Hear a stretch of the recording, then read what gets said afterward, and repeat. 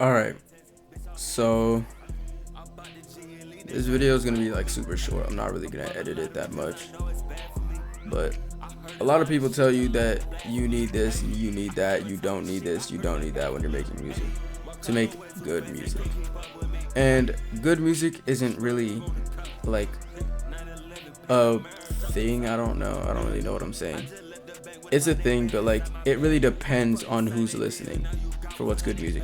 I could show somebody something like this song that I'm on right now, and they'd be like, "Oh, that shit's ass," and I could show somebody else and they'd be like, "Oh, that's good. I fuck with it." But if you're watching this video, you're probably in the same type of like, probably listen to the same type of underground music as what I make or what I also listen to sometimes. And if you want to sound like somebody, go for it. But I don't think using their preset would work. So let me cut to the point. A lot of people are like, oh no, you don't really need a good mic, you just need a good preset.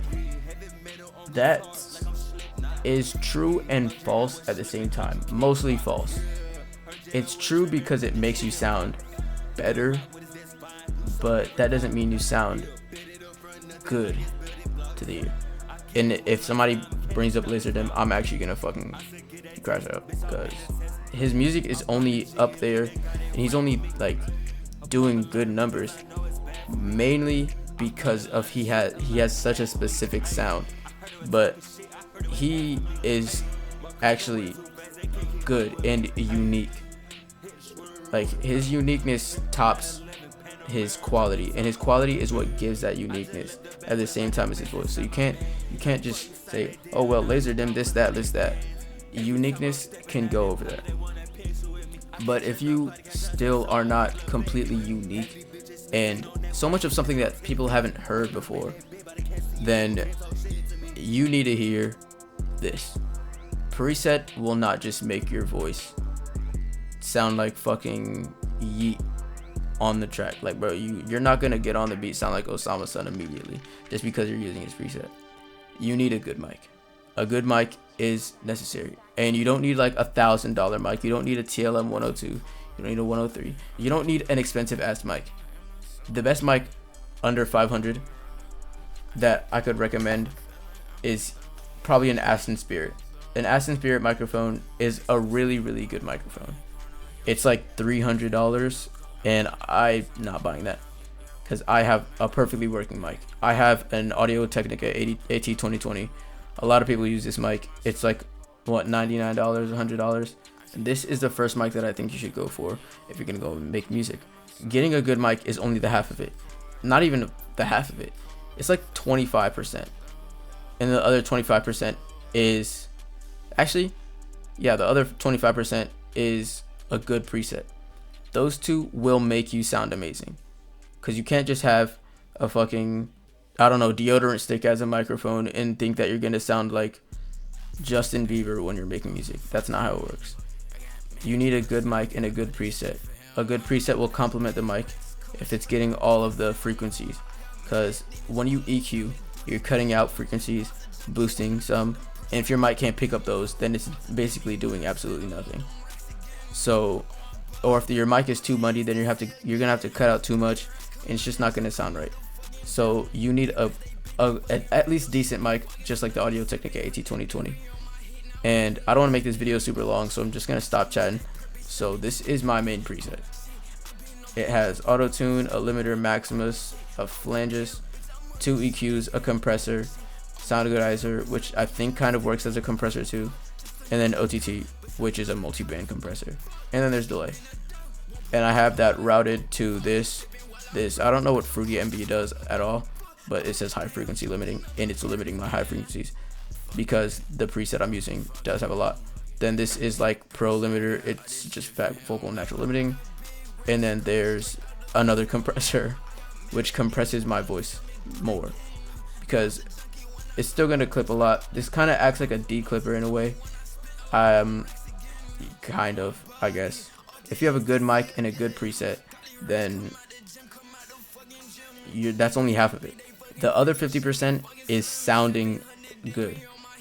You have to sound good. You have to be a good artist if you want to make good music, which is, I mean, I know it sounds obvious, but it's really true. So I'm not by any means saying that I'm a good artist to everybody, but I know that there's some people who like my music, so this is why I'm gonna show this song. It's a pretty mid song that I just made, and yeah.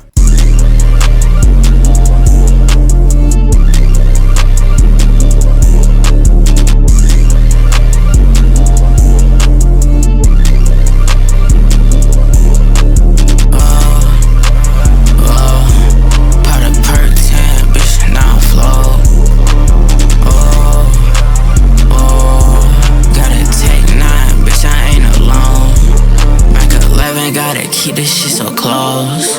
Pop another pill, now I'm feeling goals. So that bitch, go ahead, do what you told. She thinks she know what I know, but she don't know. Keep another K. And as you can hear, it sounds, the preset in itself sounds fine. It mixes with my mic very well, which is why I use it. And I'm gonna open up another project, and I'm also gonna bring in another thing. As you can see, my room is pretty empty. There's not a lot of shit in my room. There's a bed, there's my computer, and then everything else is empty. And that's where soundproof comes in. I don't have a soundproof room. I don't have what is it called, a chaotica, I think. I don't have one of those either. You don't need to buy one of those. I promise you can make it out of cardboard box. I promise you. You get some foam in cardboard, I promise you that shit would work. Because my mic right now is picking up a lot of reverb, and I know that, which is why I did the same shit. Like, you don't need any expensive shit. I literally got this box. It's a square box, a fucking square box, and I just cut a hole in it for my mic and put foam in it. This shit works like a charm. I promise you, you don't need some expensive ass fucking chaotica. While it would be way better than that, that thing still works perfectly fine, and you can make good music with it if you have a good preset, a good mic, good sound, and maybe one of those sound isolation things. That's 4. Final thing that you need to make your song sound like it's really a song, like it's really done, is mixing and mastering. And I know you've seen those Gunner videos using his Gunner Master plugin, all around master, and I'm not bashing Gunner at all, but those really don't even work that much. I've used them for, I would say, years, but not years, about a year.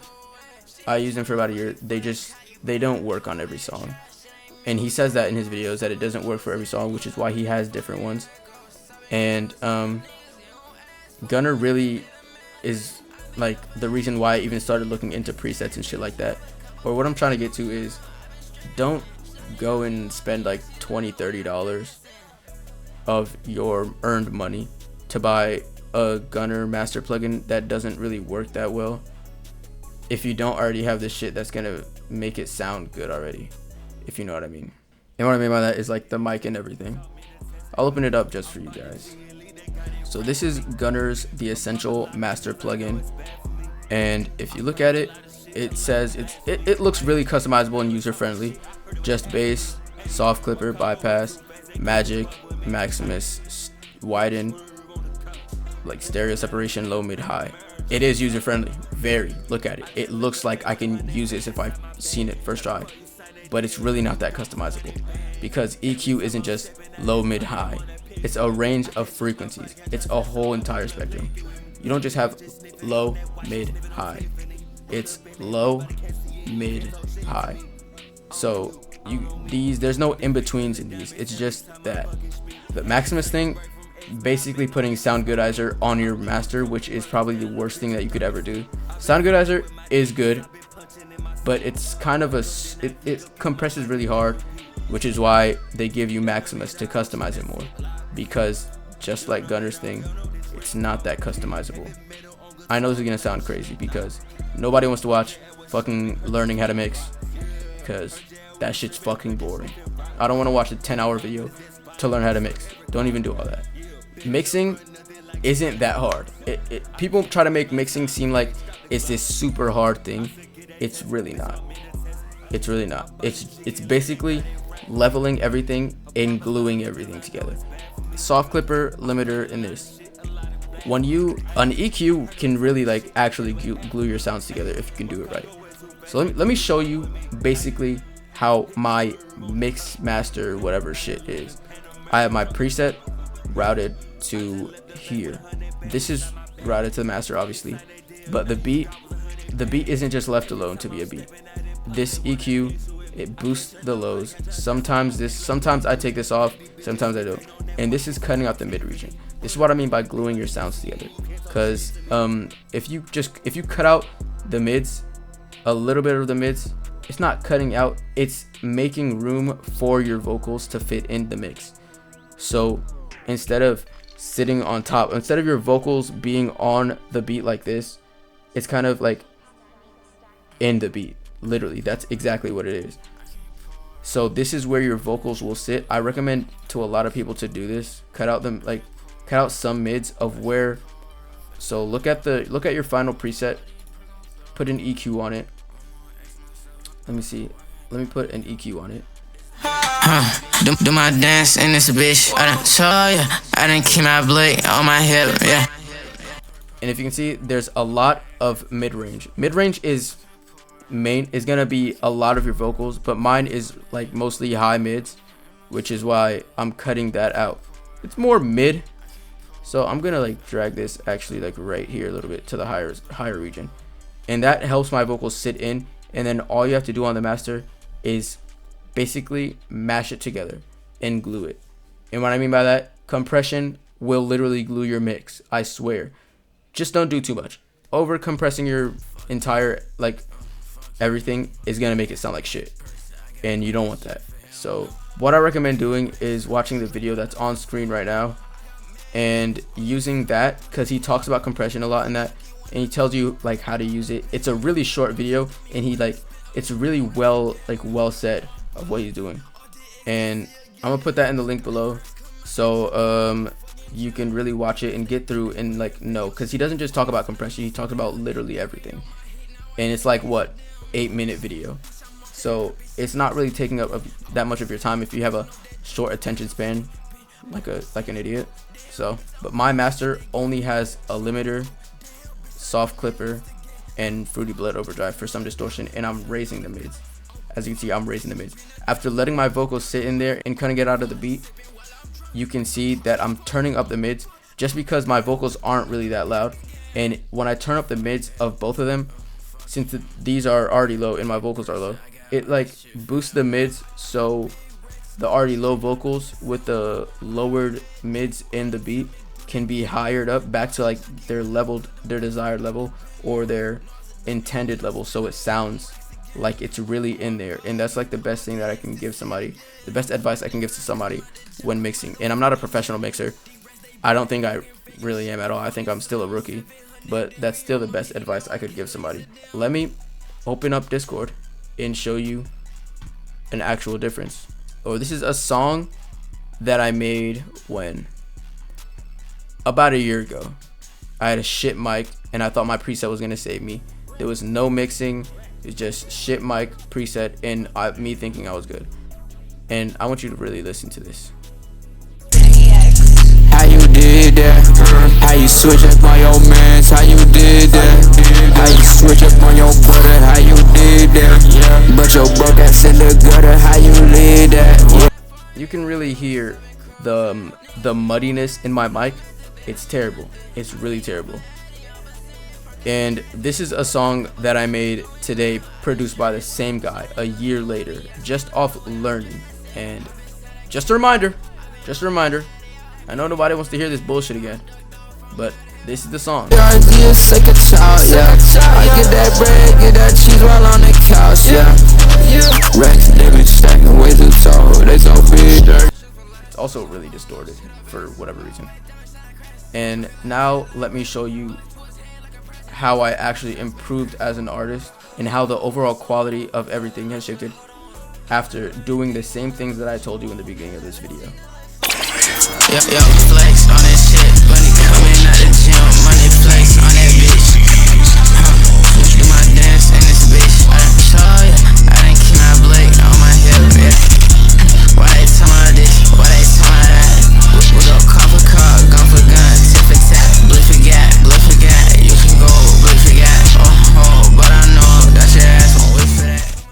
hear the difference. And you can say that I sound like somebody or say that I sound like this person. But at the end of the day, if somebody tells you that you sound like somebody, if you're getting told that by multiple people, stop listening to that person. Because I know you do. Like in this, obviously, some people would say I sound like Osama's son. Even I would say that because that's kind of what I was going for. I was going for that sound. And at the same time as it's not good to do that, and let me tell you one more thing. If I came out trying to be the next Drake and I was just as talented as the most talented artist right now, but I was on BandLab with a good preset, it wouldn't happen. Promo regardless, it wouldn't happen because the sound quality just isn't good. And that's what people look for. They look for what sounds good. You can't just put on bass boosted everything, distort everything, and make it think that fucking this guy's gonna listen to it because he likes Osama's son. No, bro, it doesn't sound good. It doesn't really sound good at all. Like, turn that shit off. Turn that shit fucking off, please. My last thing to say on this whole video is just because you make one shitty song or just because people don't fuck with your song doesn't mean stop making music. Keep doing it. Get to where you want to be. And I'm not saying get to fucking be as big as your favorite artist. I'm saying get to the point where you're comfortable making music and showing it to people. And not like, hey bro, look at this song that I thought was pretty hard. Also, you need to lock in. If your song's ass, your song's ass. I swear to God. Ego is the worst thing you can have. Because my music is not, it's not that fucking, oh my God, this shit's amazing. It's like, oh, this guy's pretty cool. Oh, he's alright. Don't have an ego, please.